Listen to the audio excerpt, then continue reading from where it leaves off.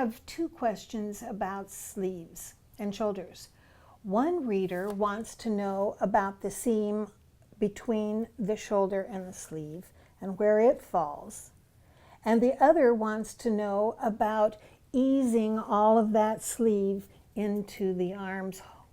Well, I would have to tell you the jackets seem to be the most challenging for most sewers. It was for myself as well. There was so much fabric at the top to ease, you'd end up with all these wrinkles and your outfit screamed, I made this. And not that that's a bad thing, but you want it to look good. So I have a few tips. If your shoulder is down to here, or your shoulder really should fall 1/4 of an inch from the edge of your shoulder. Unless you're going back to the 80s design, then you can go like 1.5 inches. But really, 1/4 of an inch gives you a nice solid, you can move your arm, your shoulder pad, if you had that in there, would look nice. So I would cut that up, and all you do is you trim right along your armhole, not under your arm, along your armhole right up to the edge, leaving extra for seam allowance, and trim to the back. Very simple. Then everyone wants to know, what do I do about the sleeve? Well, first of all, I would say check, if you're sewing from scratch, check your sleeve, because a lot of times I will end up sewing a sleeve 2 sizes smaller than my jacket pattern. That's okay. Measure your bicep, compare it to the pattern, and you might go down 2 sizes, and that would take out a lot of this ease. So just line up your sleeve. One more thing about sleeves. Just because the notch tells you to start here on your shoulder, put your sleeve on, and if you notice that someone had, I believe one of the readers asked about a sloping shoulder. If you notice that you have a lot of wrinkles through here, just take your sleeve and turn it slightly to the back.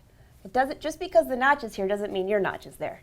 So let me just show you on this pattern a really quick thing for taking some of the ease out of a sleeve cap. Regardless if you have a 1-piece sleeve or a 2-piece sleeve, you need to measure around here and then compare that measurement to your arm's eye. If you have 2 inches difference, meaning 2 more inches within here, that's a lot of ease. And no matter what kind of wool you're using, you're not going to be able to shrink that. So I usually prefer 1 inch or less for ease. And so measure this and decide how much you need to take out. If you notice, there's 2 ways to do this. You can fold this down a little bit. We just got rid of quite a bit of fabric there. And redraw this. You need to true your lines here. That's one way. I've also, if I'm really lazy and in a hurry, I'll just take 2 little tucks. Maybe a little neater than that, but just take 2 little tucks. You already have your whole pattern drawn, and redraw this line. Now, one thing to keep in mind, when you true your line out here on your sleeve cap, if it gets wider, you're going to lose your sleeve cap. So it's really tricky. So just try to take out a little bit, redraw your sleeve cap, keeping that nice curve up here, and just take some fabric out. Test it a couple times. And the other thing I would have to say is once you have a perfect fitting sleeve pattern, use it on every jacket.